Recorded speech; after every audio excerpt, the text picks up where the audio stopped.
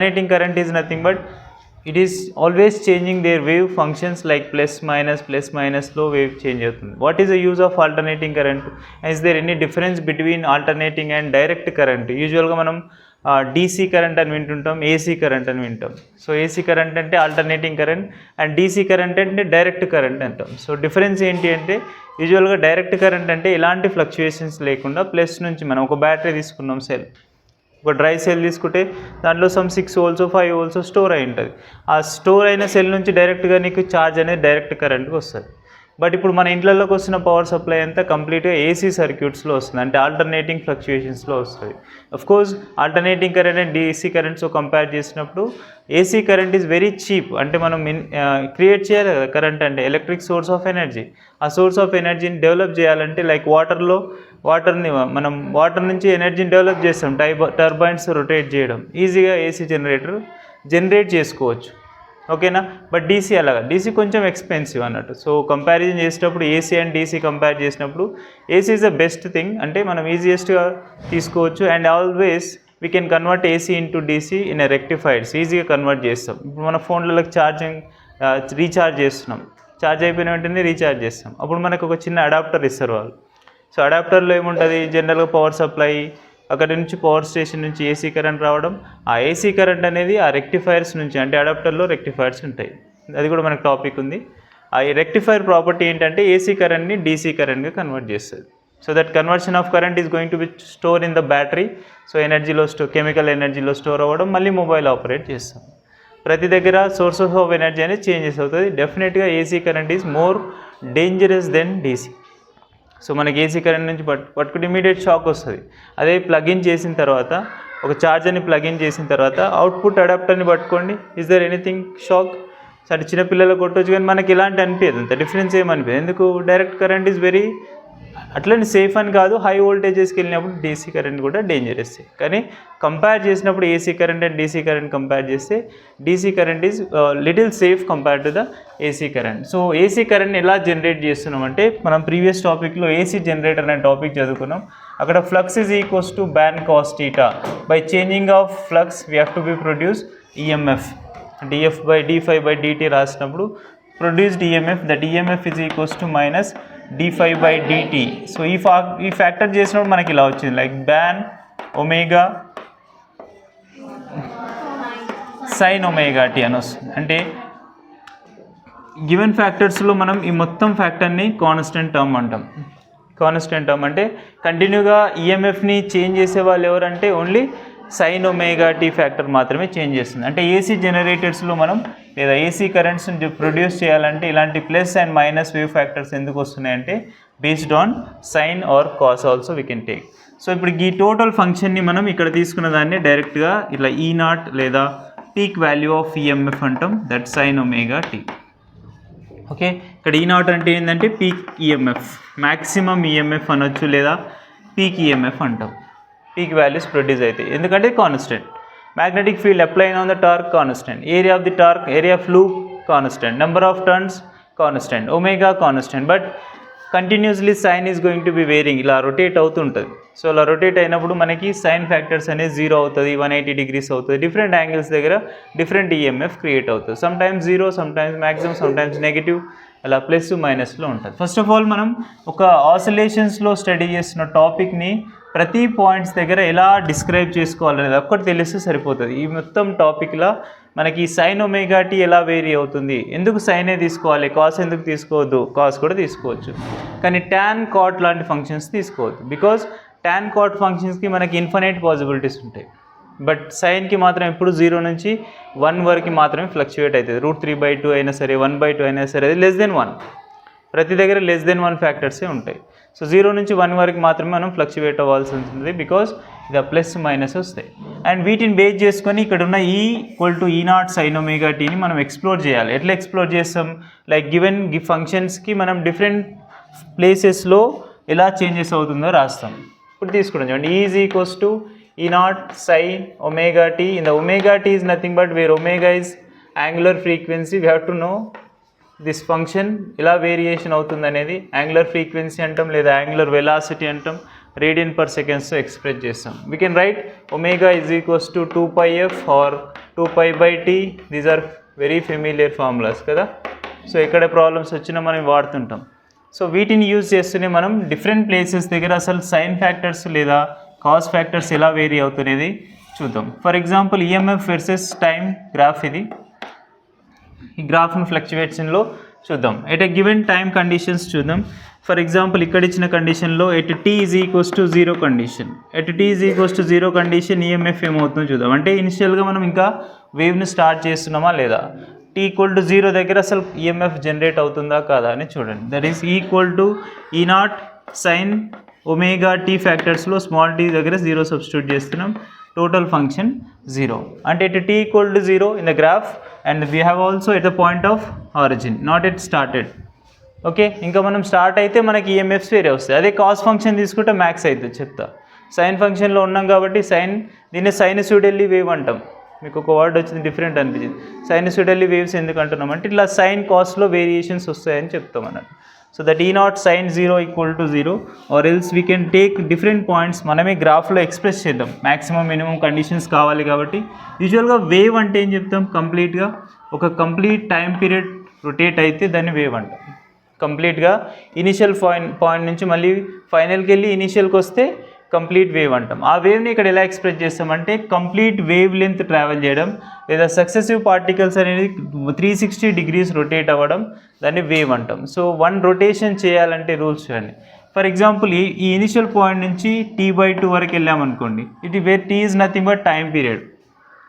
Capital T అంటే time period. ఈ time period వాల్యూస్లో ఇనిషియల్ నుంచి ఒక t/2 దగ్గరికి వెళ్తామంటే మనం హాఫ్ ఆఫ్ ది వేవ్ ఆసిలేషన్స్ని కంప్లీట్ చేసినట్టు. ఇలా half of the wave oscillation maybe ఇలా రావచ్చు, కిందికి వెళ్ళి కూడా రావచ్చు, చెప్పలేం. వేవ్ ఎలా అయినా స్టార్ట్ అవుతుంది. ఓకే, సో ఇలా వస్తుంది అనుకుందాం. అండ్ నెక్స్ట్ వన్ ఇంకొక t/2 ఫ్యాక్టర్ రావాలంటే ఇక్కడికి వెళ్ళిన వేవ్ పార్టికల్ ఏమవుతుంది, మళ్ళీ ఆరిజిన్ ప్లేస్కి రావాలి. సింపుల్గా స్వింగ్ని ఆసిలేట్ చేస్తాం. What is SHM? SHMని ఒబే చేస్తుంది. Do remember the formula SHM? Displacement is equals to, అందుకే కంప్లీట్ ఈ టాపిక్ని మనం ఆసిలేషన్స్తో కంపేర్ చేసుకోవాలి. What is oscillation? That particle should be moves in a simple harmonic motion that is equals to y equal to a sin omega t. By doing of differentiation this displacement it becomes velocity. By doing of differentiation for the velocity it becomes acceleration. And finally you got acceleration is directly proportional to x and minus x actually, which is always acting towards the mean position అని రాస్తాం. అంటే particle ఏమవుతుంది, ఎప్పుడు SHMలో ఉంటుంది, simple harmonic మోషన్ని obey చేస్తుంది. So the equation comparison చేసుకోండి. y is a displacement, a is amplitude. What is amplitude? Where the particle got or occurs maximum displacement. అదే కదా మనం మాట్లాడుకుంటుంది. Where that particle has maximum EMF, then peak EMF. ఇక్కడ maximum amplitude, maximum displacement. So ఈ ఈక్వేషన్తో compare చేసుకోవాలండి. ఇక్కడ కూడా same ఆసిలేషన్లు ఇలాంటి రూల్స్ రాసింటాం. At t equal to 0, at t equal to t/2. ఆ ప్రతి ప్లేస్ దగ్గర డిస్ప్లేస్మెంట్ ఎలా వేరియేషన్స్ అవుతుందో చెప్తే మనం అక్కడ గ్రాఫ్ని డ్రా చేస్తాం. Okay, at t equal to t/2 అంటే half of the oscillation and it becomes మళ్ళీ నెగిటివ్లోనో పాజిటివ్లోనో వెళ్ళొచ్చు. టోటల్ రొటేషన్ చేస్తే t అంటాం. సో దట్ ప్రతి పాయింట్ దగ్గర మనం పార్టికల్స్ ఇక్కడెక్కడో మ్యాక్సిమం అవుతుంది అంటున్నాం. ఆ మ్యాక్సిమం పాయింట్ నేను ఏమనుకుంటున్నా అంటే లైక్ t/4 టైం అనుకుంటున్నాం. అంటే t/4 దగ్గర ఏమవుతుంది, ఎగ్జాక్ట్ లిమిటెడ్ కండిషన్స్ ఎందుకు t/4 తీసుకుంటారు, t/8 తీసుకోవచ్చు కదా, యూ కెన్ టేక్. బట్ మనకు కావాల్సింది ఏంది, మ్యాక్స్ మినిమం కావాలి. సో ఆ రెండు కండిషన్స్ తెలిస్తే సరిపోతుంది అన్నట్టు. దానికోసం మనం t/4 కండిషన్ తీసుకుందాం. At t is equals to t/4, t equal to t/4 condition substitute E equal to E0 into sine omega is nothing but I'm going to substitute 2π/t into time తెలుసుని కాబట్టి t/2 రాస్తున్నాం. So t/4, t get cancel, π/2. Therefore E is equals to E0 sin π/2. So sin 90 is nothing but 1. So that maximum EMF is possible at t equal to t/4 condition. So wave ఇక్కడ వరకు ఇలా వస్తుంది. ఇక్కడికి వచ్చినప్పుడు మనకి overall factor ఏమవుతుంది, total EMF, that total EMF is peak EMF. It is always varying, change అవుతుంటుంది, కంటిన్యూగా చేంజెస్ ఫ్యాక్టర్స్ వస్తాయి. సో 100% ఫ్రీక్వెన్సీ ఎక్కడ అవసరం అవుతుందంటే ఫ్రీక్వెన్సీ వేరియేషన్స్ వల్ల కూడా ఈఎంఎఫ్ చేంజ్ అవుతుంది. ఇక్కడ ఉంది కదా బ్యాన్ ఒమేగాలో ఒమేగా ఉంది. ఒమేగా ఇస్ నథింగ్ బట్ మనకి ఇప్పుడు వస్తున్న ఏసీ సోర్స్ ఆఫ్ కరెంట్లో మనకు పర్టికులర్ కండిషన్స్ ఉంటాయి. మీకు ఏమైనా ఎలక్ట్రిక్ డివైజెస్ ఏమైనా మీ ఇంట్లో కొత్తవి తీసుకొచ్చినప్పుడు చదవండి, దాని మీద స్పెసిఫికేషన్స్ ఉంటాయి. Like it accepts 220 volts of supply and it accepts 50 hertz off frequency, it accepts అని సమ్ రూల్స్ రాసింటారు వాళ్ళు. అంటే మనకి ఇప్పుడు ఇంట్లోకి వచ్చే ఫ్రీక్వెన్సీ ఎంత ఉంటుంది, అరౌండ్గా 40 నుంచి 50 hertz ఆఫ్ ఫ్రీక్వెన్సీ ఉంటుంది. ఆ ఫ్రీక్వెన్సీ ఎక్కువ తక్కువ అయినప్పుడు మనకు ఆటోమేటిక్గా ఈఎంఎఫ్ ఇంక్రీజ్ డిక్రీజ్ జరుగుతుంది. సో అలా జరిగినా కానీ ఎలక్ట్రిక్ డివైజెస్ డ్యామేజ్ అవుతాయి. సో దట్ కండిషన్ ఎలా ఉండాలి, ఆ రేంజ్లో ఉన్నప్పుడు మాత్రమే ఆ ఎలక్ట్రిక్ డివైజెస్ అప్లయన్సెస్ అనేవి డ్యామేజ్ కాకుండా ఉంటాయి. అందుకే ప్రతి దగ్గర ఫ్రీక్వెన్సీ కూడా రిక్వైర్డ్. సో E0 ఫ్యాక్టర్స్ అనేటివి T/4 దగ్గర వస్తుంది. When you train to find, ఇక్కడ మనం క్లియర్గా చెప్తున్నాం 0 అయిపోతుందండి. సో అవుతుందా లేదా చూద్దాం. At T is equals to T/2 టైంలో సబ్స్టిట్యూట్ చేస్తున్నాం. E is equals to E0 sine of 2π/T into time is nothing but T/2. 2 cancel, T cancel, sine π is become 0. అంటే మనం ఎక్కడ వచ్చినాం, పార్టికల్ స్లోలీ T/4 నుంచి time increasing therefore EMF is decreasing. So ఇక్కడికి వచ్చేస్తున్నాం, అవునా. T/4 దగ్గర అసలు ఈఎంఎఫ్ ఉందా, నో. సో 0 ఫ్యాక్టర్ వస్తుంది. అండ్ అగైన్ ఇంకొక point, like 3T/4 3T/2 3T next T/4కి T/2కి రిలేషన్ 3T/2 వస్తుందా 3/4 వస్తుందా, సబ్స్టిట్యూట్ చేద్దాం. At T is equals to 3T/2 substitute చేయండి, లైక్ 3T/4 రైట్, సబ్స్టిట్యూట్ చేద్దాం. E0 sin 2π/T into and next one 3T/4. So ఒకటి చూడండి, TT cancel and next 2 cancel, అంటే 3π/2. 3π/2 value 270. So it becomes minus sin 270 value is minus. So minus వస్తుందంటే ఇక్కడెక్కడో EMF నెగిటివ్లో maximum అయిపోతుంది ఈ points దగ్గర, అంటే మైనస్ E0 వస్తుంది ఈ పాయింట్. దేర్ఫోర్ మనకి వేవ్ అనేది ఇక్కడ వరకు వస్తుంది. ఇమీడియట్గా ఏమవుతుంది, నెక్స్ట్ పాయింట్కి వచ్చేసరికి మినిమం అవుతుంది. ట్రై చేయండి. At T is equals to total time period T. So T దగ్గరికి వెళ్ళిపోయినాం. Therefore EMF is equals to E0 into sine of 2π/T into T cancel, sine 2π. So we know sin nπ is become 0. Sin nπ becomes 0. Not only π, 2π, 3π, 4π, 6π, any π. ఏదైనా సరే మనం nπ వరకు total factor 0 అయితే. ఇది మనకి జనరల్గా సైన్ వేవ్ ఫంక్షన్ అంటాం. Sine wave functions అనేటివి ఎప్పుడైనా సరే keep remind, it start from the origin నుంచి స్టార్ట్ అవుతాయి. అండ్ ఇలాంటి ఈఎంఎఫ్ మనకి జనరేట్ అవుతుందంటే డెఫినెట్గా మనం స్టడీ చేయాల్సిన థింగ్ ఏంటి, కరెంట్ కూడా ఎలా వేరీ అవుతుంది. సో ఈఎంఎఫ్ వేరియేషన్ అవుతుందంటే మనకు కరెంట్ తీసుకోవచ్చు.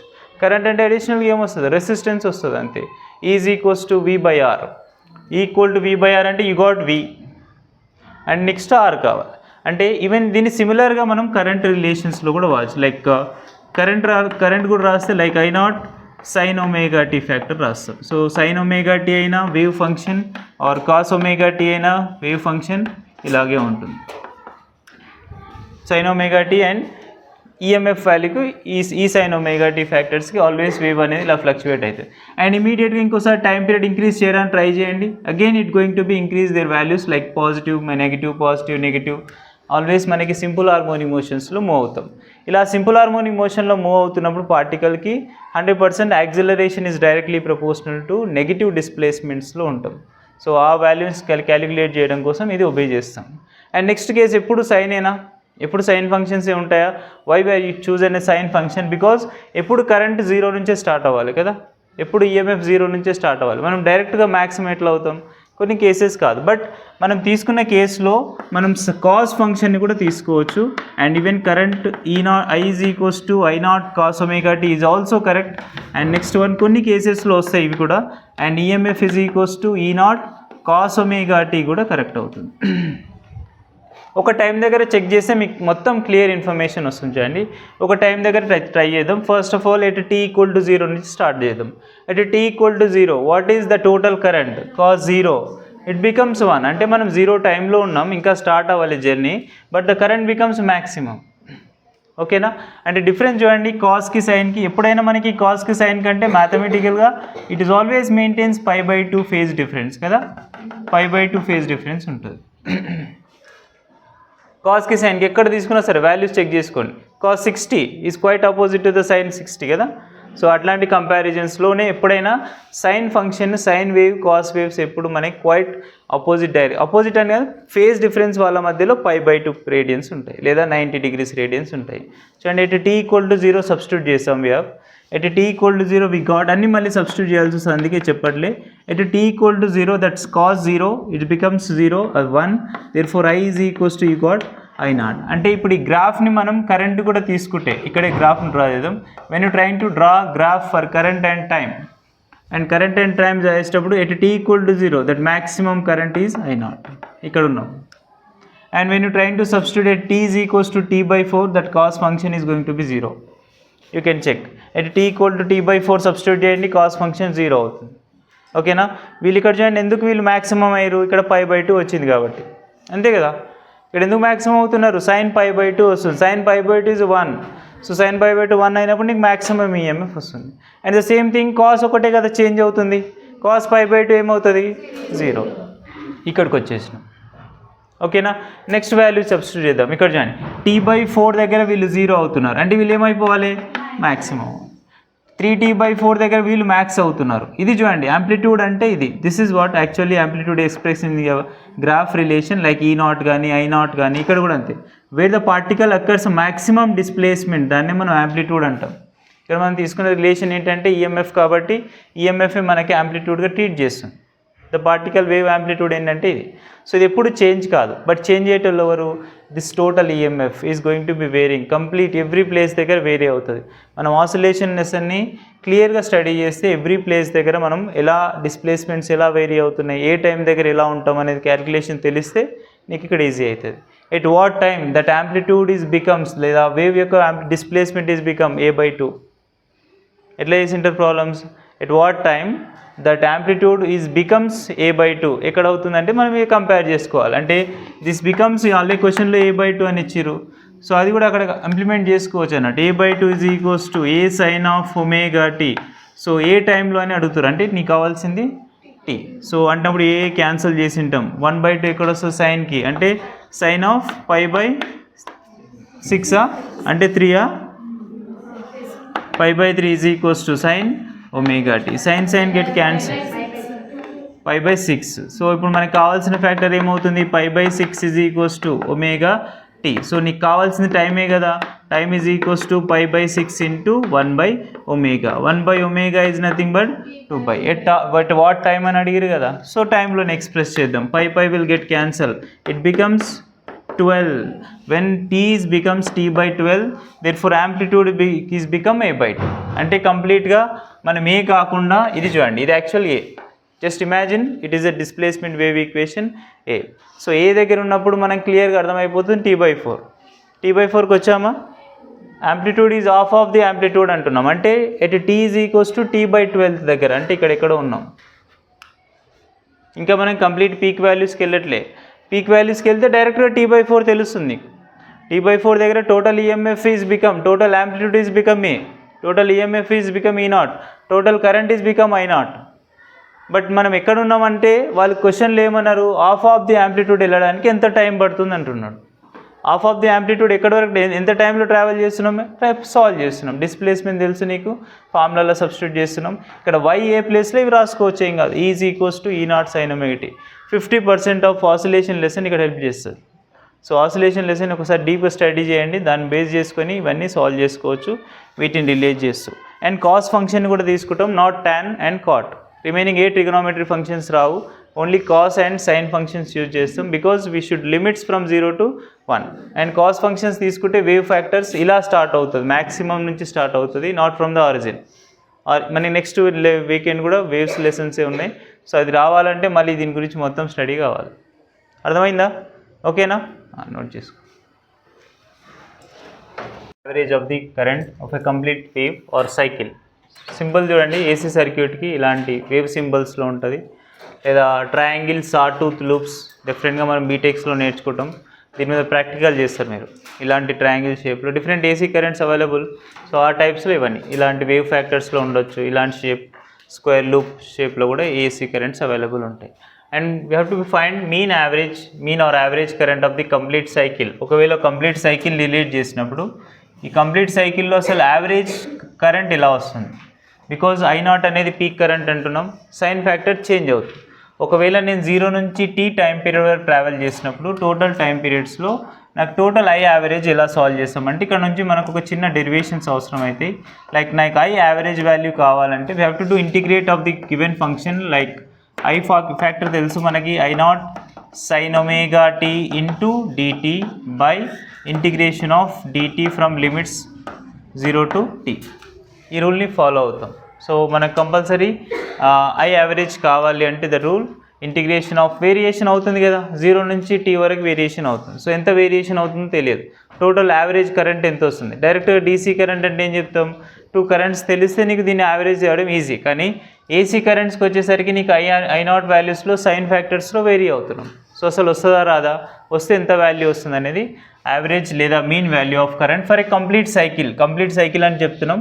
అండ్ నెక్స్ట్ కంప్లీట్ సైకిల్ తర్వాత డిఫరెంట్ సైకిల్స్ కూడా సాల్వ్ చేసుకోవాలి. I0 sin omega tస్కి ఇంటిగ్రేషన్ చేయండి, 0 నుంచి t వరకు వెళ్తున్నాం కాబట్టి time period, where I0 is peak value, but సైన్కి ఇంటిగ్రేషన్ చేస్తే minus cos omega t and by omega.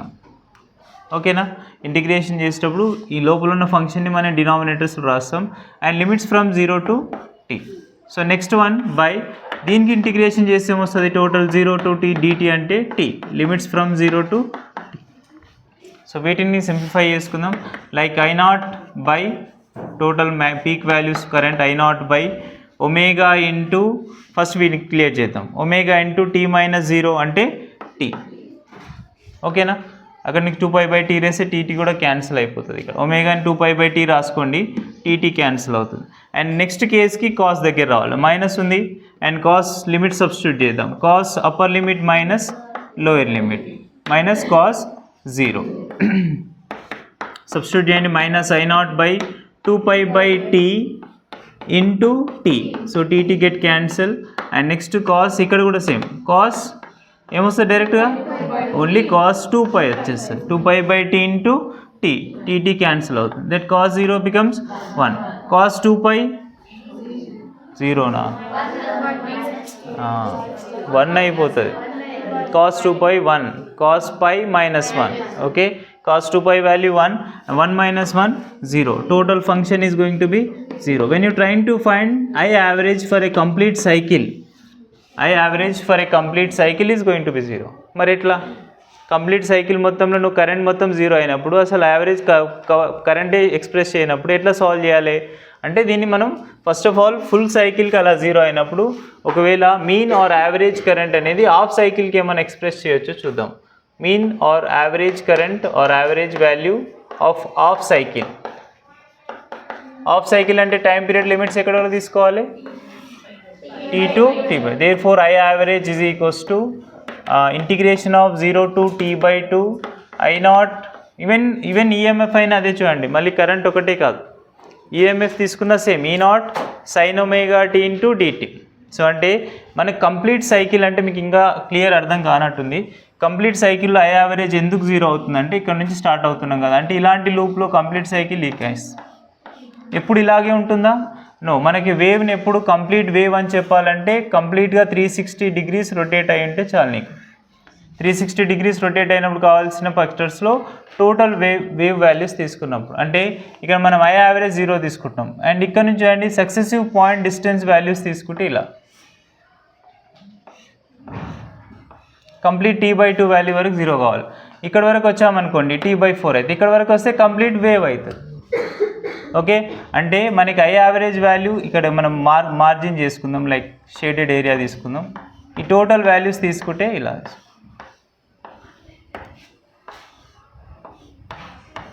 Complete wave అవుతుంది. ఇప్పుడు ఇక్కడ I యావరేజ్ 0 అంతేనా, ఇక్కడ హాఫ్ ఆఫ్ ది వాల్యూ, ఇక్కడ హాఫ్ ఆఫ్ ది వాల్యూ, ఇక్కడ half of the value.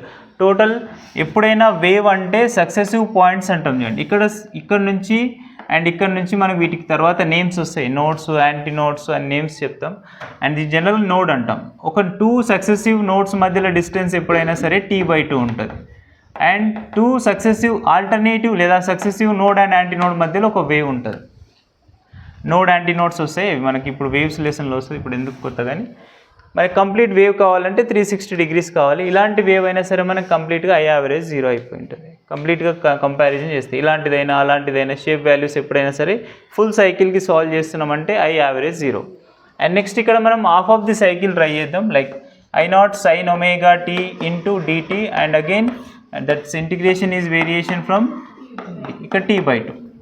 So again I0 is common minus direct రాసేస్తున్నా minus I0 by omega into t/2. Clear? cos sin కేమో మన cos రాయాలి minus వస్తుంది minus I0 by ముందు constants రాసేస్తున్నా. ఓకేనా? ముందు constant రాసేస్తున్నా I0 by omega into t అంటే ఇక్కడ ఎంత t/2 ఇంటూ ఇప్పుడు మనకు రాయాల్సింది cos function cos of omega t factors like omega into upper limit t/2 minus lower limit 0. Okay and next వీటిని సబ్స్టిట్యూట్ చేయండి like minus I0 by omega is nothing but 2π/t into t/2 2 cancel t cancel that is cos ఇక్కడ ఏమొస్తుంది 2π/tలో అంటే పై వస్తుంది cos pi అంటే -1 and ఇక్కడ already -1 -1 -2 అంటే మనకు మొత్తం factor +2 I0 by pi. So ఇంత యావరేజ్ వస్తుంది చూడండి. I average value for the half of the cycle 2 I0 by pi and if you can calculate this value అప్రాక్సిమేట్గా 0.637% ఆఫ్ లేదా వాల్యూ ఆఫ్ I0 అవుతుంది. ఓవరాల్గా కంప్లీట్ సైకిల్లో హాఫ్ ఆఫ్ ది వే వరకు నేను ఐ యావరేజ్ సాల్వ్ చేస్తున్నాం. I average ఎప్పుడు I0 ఉంటుందా? No. So that becomes 0.637 into I0 values ఉంటుంది అంటే 63.7% ఆఫ్ I0 వాల్యూ. ఓవరాల్గా ఒక హాఫ్ ఆఫ్ ది వేవ్లో నువ్వు యావరేజ్ కరెంట్ సాల్వ్ చేయాలని ట్రై చేసినప్పుడు ఎంత వాల్యూ ఎక్స్ప్రెస్ అవుతుందంటే 63.7% ఆఫ్ I0 వాల్యూ వస్తుంది. ఓకే ఈవెన్ ఈఎంఎఫ్ అయినా సేమ్. ఈఎంఎఫ్ అయితే ఏం రాసుకుంటాం ఈ average is equals to 2E0 by P. ఈ వాల్యూస్ ఉండాలి మనకు. అండ్ ఇప్పుడు మనం ఫుల్ సైకిల్లో క్యాలిక్యులేట్ చేయడం కోసం అసలు యావరేజ్ 0 అయిపోతుంది కదా, దానికి ఒక కొత్త డెఫినేషన్ వస్తుంది. Root mean square current RMS.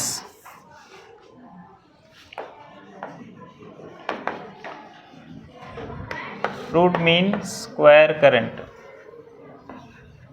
Are EMF also we can take EMF కూడా తీసుకోవచ్చు. దీన్ని సింపుల్గా మనం ఏమంటామంటే RMS. మనకి ఫస్ట్ ఇయర్లో కూడా వచ్చింది. ఎక్కడ వచ్చి ఉంటుంది? రూట్ మీన్ స్క్వేర్ వెలాసిటీ అని కైనెటిక్ థియరీ ఆఫ్ గ్యాసెస్లో నేర్చుకున్నాం. √3RT/m అనే ఫార్ములాస్. సో అలాంటి వాడే ఇక్కడ కూడా అంటే మనం రూట్ మీన్ స్క్వేర్ చేస్తాం. యూజువల్గా మనకు అక్కడ టోటల్ ఫుల్ సైకిల్కి ఐ యావరేజ్ 0 అయిపోతుంది కదా. సో మనం రూట్ మీన్ స్క్వేర్ తీసుకుంటే ఏమైనా వస్తుందా అంటే yes we can get it like I² is equals to I0² sin square omega T. Root mean square అంటే స్క్వేర్ చేయడం అంతే.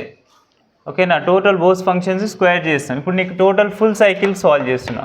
ఫర్ కంప్లీట్ సైకిల్ సాల్వ్ చేస్తే I² is equals to integration of limits ఏంటి మళ్ళీ మనకి 0 to t that is I0 into sin square omega T into dt by and limits from 0 to t dt. Okay and ఇప్పుడు మనకి problem ఏంటి అంటే మనకు sign squares ఉన్నప్పుడు integrate చేయడం కొంచెం కష్టం. స్క్వేర్స్ క్యూబ్స్కి ఇంటిగ్రేట్ చేయం అండ్ దాని కన్వీనియంట్ ఫార్ములాస్ కన్వర్ట్ చేసుకుంటాం. యూజువల్గా సైన్ స్క్వేర్ టీటా ఉంటే 1 - cos 2θ/2 అనే ఒక ఫార్ములా వస్తుంది.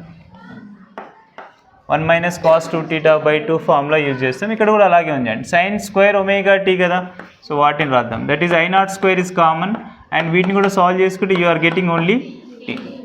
ఓకే అండ్ నెక్స్ట్ మనం దీన్ని సాల్వ్ చేసేయండి. Sine square factor integration of 0 to t 1 - cos 2ωt/t and 2 values into total function dt. ఇంకా ఇంటిగ్రేషన్ చేయలే, ఓన్లీ సైన్ స్క్వేర్ ఫంక్షన్ని మాత్రం ఎక్స్ప్లోర్ చేస్తున్నాం. So 1 - cos 2ωt/2 again 2 common తీసుకోవచ్చు I0/2t అండ్ ఇక్కడ ఒక ఇంటిగ్రేషన్ చేయండి. 1కి ఇంటిగ్రేషన్ ఈజ్ రాయాలా, స్టెప్స్ రాయాలా. 1కి ఇంటిగ్రేషన్ రాస్తే లేదు ఇలా రాసుకోండి like 0 to t into dt. ఇంకా ఇంటిగ్రేషన్ చేయట్లేదు. Minus integration of 0 to t into cos 2ωt into dt. ఇప్పుడు ఇంటిగ్రేషన్ చేద్దాం. ఎప్పుడైనా సరే ఇంటిగ్రేషన్ ప్లస్ మైనస్ ఎవరికైనా ఇంప్లిమెంట్ అవుతుంది. Like I0/2t is whole common for all functions and substitute చేయండి. ఇప్పుడు మనకి dt factors integration t - 0 t వస్తుంది. ఓకే, లిమిట్స్ ఫస్ట్ ఇంటిగ్రేషన్ అవుతుంది, డిఫరెన్షియేషన్ క్యాన్సిల్ అయితే టీ మైనస్ 0 అంటే టీ. ఓకే, మైనస్ ఇక్కడ రండి, కాస్ టీటాకి integration only plus sine theta but 2 omega t, and angle మనకు 2 ఒమేగా ఎక్స్ట్రా ఉంది కాబట్టి కింద రాస్తాం, and limits from 0 to t. Follow అవుతురా?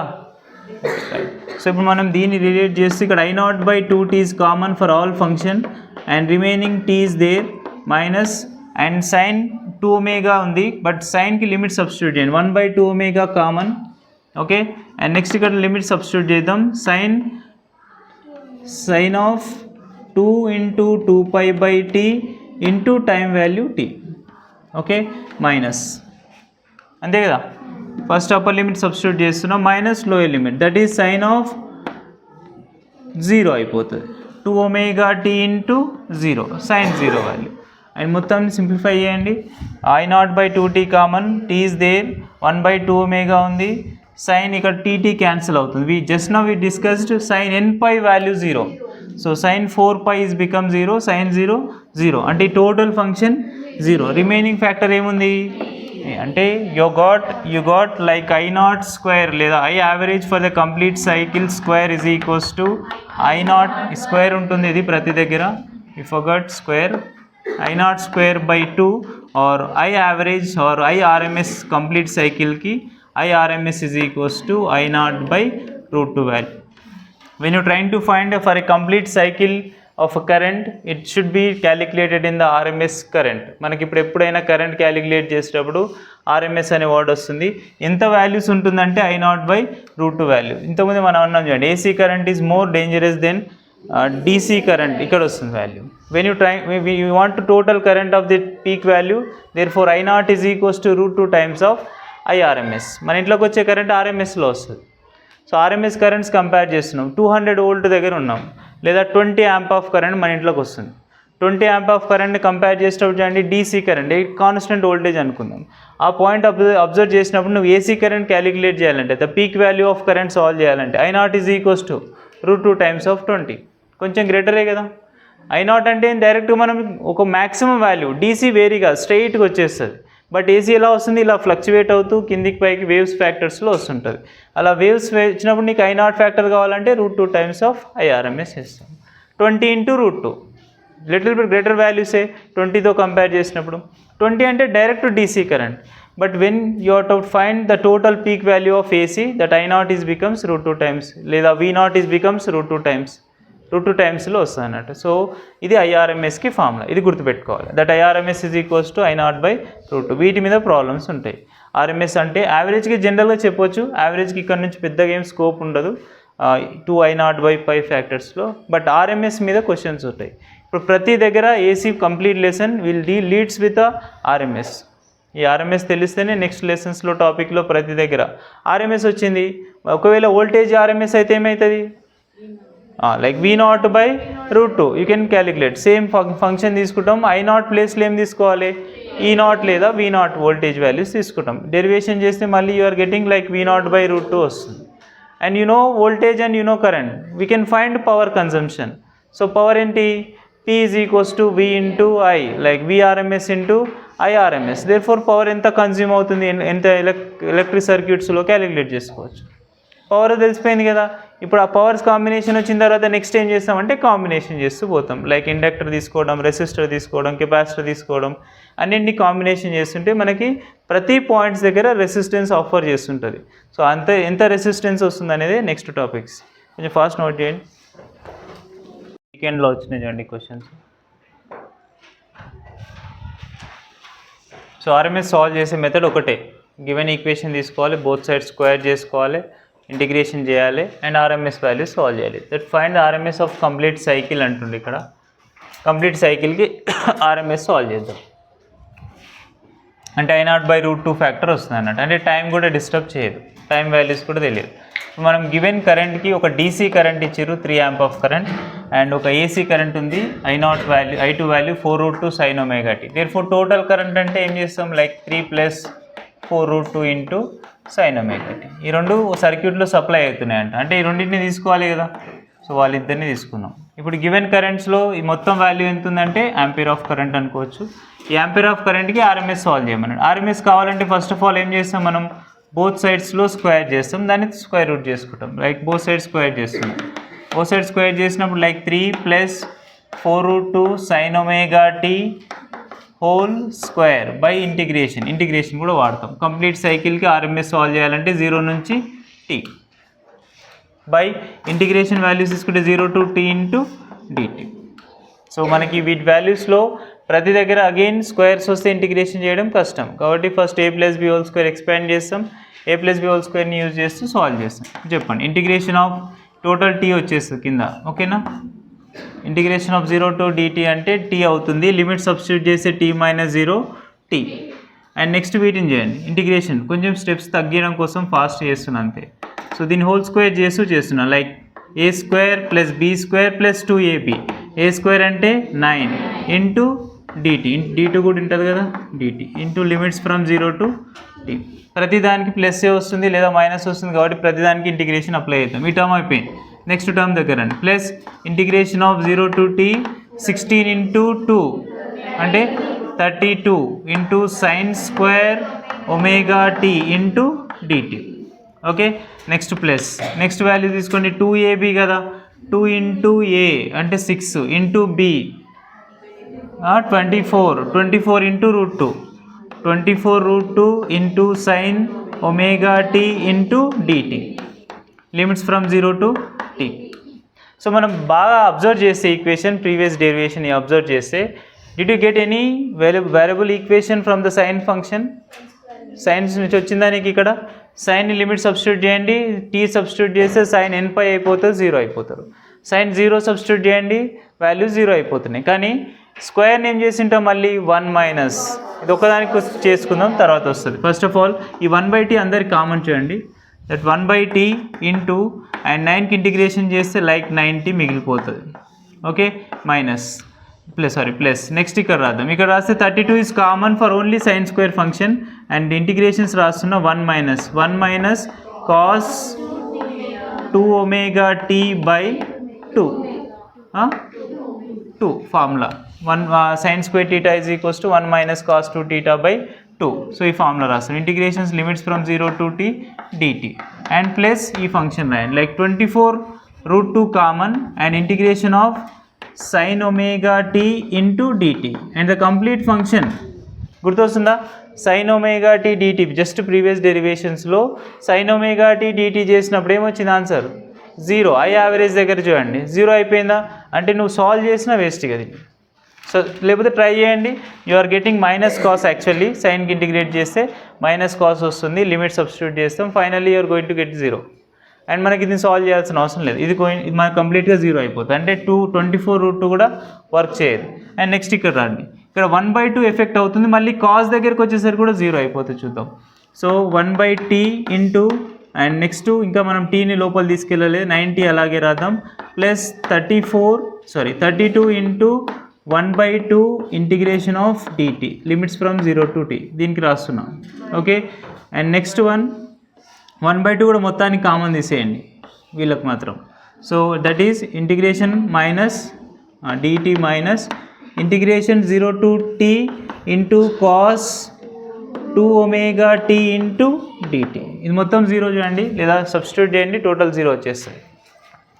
మొత్తానికి 1/t common, therefore 1/t into 9t plus 32/16 into dt factors ఇంకా ఇక్కడ అలాగే ఉన్నాయి, t - 0 అంటే t. ఓకే మైనస్ నెక్స్ట్ ఇక్కడ రండి, కాస్ దగ్గర రండి, it becomes sin 2ωt/2ω and limits from 0 to t. Okay ఇప్పుడు సబ్స్టిట్యూట్ చేద్దాం లిమిట్స్. చూడండి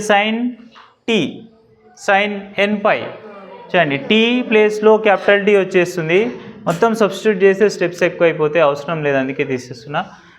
ఒమేగా అంటే 2π/t, clear 2π/t, t substitute చేస్తున్నా upper limit. So you are getting 4π, I think 4π, sin 4π 0 and next 0 substitute చేస్తే 0 అంటే again మళ్ళీ function మొత్తం 0. అంటే మనకు కాజ్ అవుతున్న వాళ్ళు ఎవరు?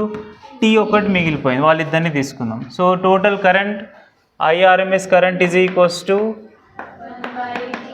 1 by T is common, and next one 9T plus 16T remains ఉంది అంతే.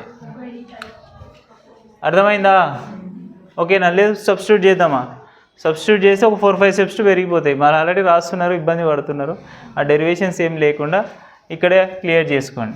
అండ్ నెక్స్ట్ మనం 16T ఫ్యాక్టర్ ఇక్కడ మొత్తాన్ని సబ్స్టిట్యూట్ చేస్తే 25T by T, TT get cancel and 25. Therefore IRMS become, so ఇది మీకు వీకెండ్ క్వశ్చన్ అని, IRMS వాల్యూ 5 amp వస్తుంది. స్క్వేర్ రూట్ ఇట్ వచ్చేస్తుంది కదా ఇది. ఓకే, ఎప్పుడైనా సరే RMS వాల్యూస్ యాక్చువల్గా మనకి వేవ్స్లో రిలేట్ చేసి మాట్లాడితే ఇలాంటి వేవ్ని ఏమంటామంటే it is a periodic wave. It is not simple harmonic motion wave. Simple harmonic motion wave అవ్వాలంటే ఒక పార్టికల్ డెఫినెట్గా y = a sin ωtలో మాత్రమే ఉండాలి. ముందర ఎలాంటి కాన్స్టెంట్స్ రావద్దు. దాన్ని మనం సింపుల్ హార్మోనిక్ మోషన్ అన్నాం. దీన్ని సింపుల్ హార్మోనిక్ మోషన్ అంటాం. ఇలాంటివి ఎన్నైనా రావచ్చు, లైక్ సైన్ రావచ్చు, కాస్ రావచ్చు, ఇంకా కాస్ సైన్ ఫంక్షన్స్ ఎన్నైనా యాడ్ చేసుకోవచ్చు, కాట్ ట్యాన్ కాకుండా. అలాంటి అన్నింటినీ సింపుల్ హార్మోనిక్ మోషన్ వేవ్స్ అంటాం. కానీ like something is constant plus or minus with respective sine functions, వీటిని periodic motions. 2 types of motions మనకు అవైలబుల్ ఉంటాయి. వన్ ఈజ్ పిరాడిక్ మోషన్, ఇంకోటి ఆసిలేషన్స్. పిరాడిక్ మోషన్స్ వేరియేషన్స్లో ఎప్పుడు ఇది కాన్స్టెంట్ టైం పీరియడ్స్లో ఆసిలేట్ కాదు, ఇలా ఒక డిఫరెంట్ ఫ్లక్చువేషన్స్లో వెళ్తుంది. The earth is revolving around the sun, it is a periodic motion. The particle is moving to and fro motion, it is SHM. All SHM particles should be periodic, but all periodics are not SHM. అది difference. కంప్లీట్గా సర్కిల్లో revolve అవుతాం, అది SHM కాదు. అన్నీ correct అవుతున్నాయా అంటే మనం ప్రూవ్ చేస్తాం ఫస్ట్ డేలో సింపుల్ హార్మోనిక్ మోషన్లో that particle is moving in uniform circular motion, is that simple harmonic motion or not అని ప్రూవ్ చేస్తే లాస్ట్కి హెన్స్ ప్రూవ్డ్ అని రాస్తాం. పార్టికల్ సర్కిల్ మోషన్లో కాన్స్టెంట్ రేడియస్లో రివాల్వ్ అయితే it is simple harmonic motion. But earth constant రేడియస్లో రివాల్వ్ అవుతుందా? నో, ఎలిప్టికల్ షేప్లో రివాల్వ్ అవుతుంది. దాని టైం వేరియేషన్స్ డిఫరెంట్ ఉంటాయి. సో అది పీరియాడిక్గా రిపీట్ అవుతుంది. Every day physics period everyday ఇలాగే ఉంటుందా? ఇయర్ మొత్తం వేరియేషన్ అవ్వచ్చు. It is not simple harmonic motion. To and fro మోషన్స్లో జరుగుతూ ఉండాలి. ఎప్పుడు ఒక కాన్స్టెంట్ పాయింట్ని రిలేట్ చేస్తూ యాంప్లిట్యూడ్ లదీస్ displacement is always directly proportional to acceleration అవుతూ నెగిటివ్ డైరెక్షన్స్లో ఉండాలి. ఓకే, సో వాటిని రిలేట్ చేస్తూనే చెప్తాం దిస్ ఇస్ పీరియాడిక్ మోషన్. ఎప్పుడు కాన్స్టెంట్ ముందర రావద్దు. But this equation we can confidently say this is simple harmonic motion. ఎందుకు చెప్పండి? సైన్ వస్తుంది, కాస్ వస్తుంది. కాస్ని మనం కన్వీనియంట్గా చేంజ్ చేసుకోవచ్చు. Cos of sine of 90 - θ, cos θ. ఎప్పుడైనా ఒక వేవ్ని సింపుల్ హార్మోనిక్ మోషన్ అని ఎప్పుడు అంటామంటే మనం క్లియర్గా చూసుకోవాలి. Is this amplitude is there? Yes, amplitude ఉంది. y = a sin ωt amplitude ఉంది. అండ్ ωt ఇక్కడ కూడా ωt, ఇది క్లియర్గా ఉండాలి. ఎప్పుడైనా పార్టికల్ సింపుల్ హార్మోనిక్ మోషన్ అవుతుందంటే కంపల్సరీ వీళ్ళు సేమ్ టైం పీరియడ్స్తో స్టార్ట్ అవ్వాలి, వీళ్ళు కూడా సేమ్ టైం పీరియడ్తో స్టార్ట్ అవ్వాలి. వీళ్ళ దగ్గర 2 ωt ఉండి వీళ్ళ మాత్రం ఓన్లీ ωt ఉంటే it is not simple harmonic motion. Compulsory ఇద్దరు టైం పీరియడ్ సేమ్ టైం పీరియడ్స్తో ఆసిలేట్ అవుతారు అనుకోండి, వీళ్ళిద్దరిని యాడ్ చేసుకోవచ్చు. దీన్నే according to principle of superposition అంటాం. 2 వేవ్స్ని యాడప్ చేయడం, 2 డిఫరెంట్ వేవ్స్ని యాడప్ చేయడం. లైక్ సైనో కాసో డిఫరెంట్ ఫేజ్ డిఫరెన్స్ ఉండొచ్చు, కానీ టైం పీరియడ్ డిఫరెన్స్ ఉండొద్దు. సో దీనికి ఇలాంటి ప్రాబ్లమ్స్ మళ్ళీ RMS సాల్వ్ చేయాలంటే ఏం చేస్తాం? సింపుల్గా IRMS స్క్వేర్ అంటే మనం సింపుల్గా ఏం చేసుకోవాలి? బోత్ సైడ్స్లో హోల్ స్క్వేర్ చేయాలి. లేదా దీన్ని సింపుల్ హార్మోనిక్ మోషనే కాబట్టి ఇంకో మెథడ్లో కూడా చేస్తాం. ఆ షార్ట్ కట్ మెథడ్ ఏందో చూద్దాం. మీరు ఒకవేళ లాంగ్ కట్ ట్రై చేయాలంటే దీన్ని హోల్ స్క్వేర్ చేసుకోవాలి. ప్రతిదాన్ని a² + b² + 2ab ఫార్ములా రాసుకోవాలి. సైన్లు కాస్ట్లు ఎక్కడ 0 అవుతున్నాయో సాల్వ్ చేయాలి. సేమ్ క్వశ్చన్ దీన్ని కూడా IRMS సాల్వ్ చేయమన్నాడు.